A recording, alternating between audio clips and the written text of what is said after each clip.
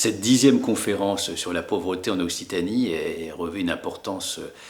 toute capitale, et notamment sur le thème des familles monoparentales, puisque la déléguée interministérielle à la lutte contre la pauvreté l'a rappelé, c'est pratiquement devenu maintenant la règle d'organisation de notre société, puisque on voit que de plus en plus de familles sont des familles monoparentales, plus de 40%, et que, hélas, bien souvent, elles sont pas loin ou dedans le système de pauvreté. Et donc il était important pour l'Agence régionale de santé que je représente d'être présent, puisque l'accès à la santé, au sens large du terme, dans toutes ses composantes, que ce soit le bien-être psychique, social, que ce soit bien entendu la santé physique, l'accès aux soins, est un élément essentiel dans la vie d'une famille, que ce soit pour la maman, que ce soit pour le papa, ou que ce soit bien entendu pour les enfants. Et donc, à l'occasion de cette conférence, j'ai rappelé l'ensemble des actions que portait l'Agence régionale de santé ici en région Occitanie pour ces personnes, pour ces familles,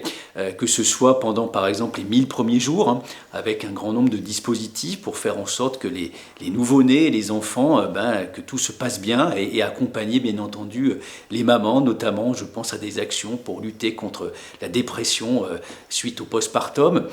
C'est aussi tout ce qu'on met en place en matière de diagnostic, de dépistage des différents handicaps, puisqu'on le sait, plus tôt et précocement nous les détectons, eh bien nous avons de grandes chances de pouvoir bien mieux les accompagner toute la longue de la vie. Mais c'est aussi l'occasion de rappeler que les déterminants de la santé, finalement, pour les familles monoparentales, sont les mêmes que pour la population générale, mais bien sûr, ils sont amplifiés du fait de leur situation économique et sociale. Je pense en particulier l'accès au logement, l'accès à l'emploi, l'accès aux droits, qui font partie intégrante de la santé. C'est l'accès à l'éducation, je l'ai rappelé, l'éducation et la santé, ce sont les deux piliers de la République, et donc nous devons faire en sorte que famille monoparentale ou pas, eh bien, les enfants aient accès à l'éducation, que les parents aient accès à la santé, les enfants également, et c'est ce qui fait que nous lutterons finalement contre ce phénomène de pauvreté, de précarité que rencontrent les familles monoparentales. J'ai pu aussi rappeler qu'il y a quelques jours, nous réunissions à Nîmes la Fondation pour la recherche pour la précarité et l'exclusion sociale sur une thématique qui est les effets du réchauffement climatique sur nos personnes en situation de pauvreté.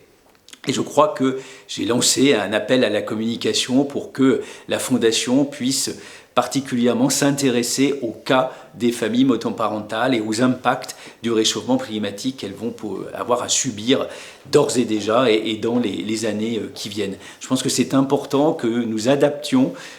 nos comportements, nos actions à la réalité de la vie que vivent l'ensemble de ces familles. Et comme je l'ai rappelé, être une famille monoparentale, qu'on soit un papa, qu'on soit une maman, c'est pas la même chose quand vous êtes au cœur d'une métropole comme celle de Montpellier dans laquelle nous sommes réunis ce matin, ou quand nous sommes au fin fond des Pyrénées, ou encore dans le Lot, dans des départements beaucoup plus ruraux. Elles sont là, et pour autant, la manière dont on doit répondre à leurs besoins est différente. C'est la raison pour laquelle je crois beaucoup à un outil que nous avons développé ici en région avec les collectivités territoriales,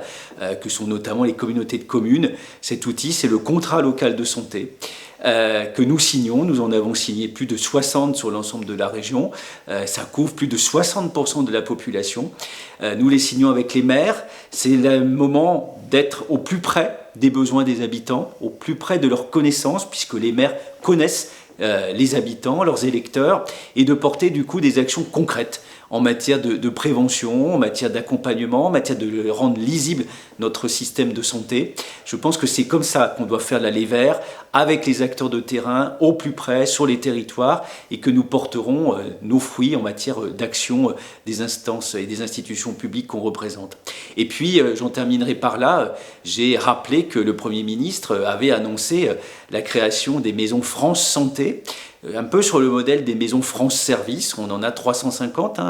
en région Occitanie. Parallèlement, nous avons pratiquement 400 maisons de santé pluriprofessionnelles, 250 centres de santé. Eh bien, derrière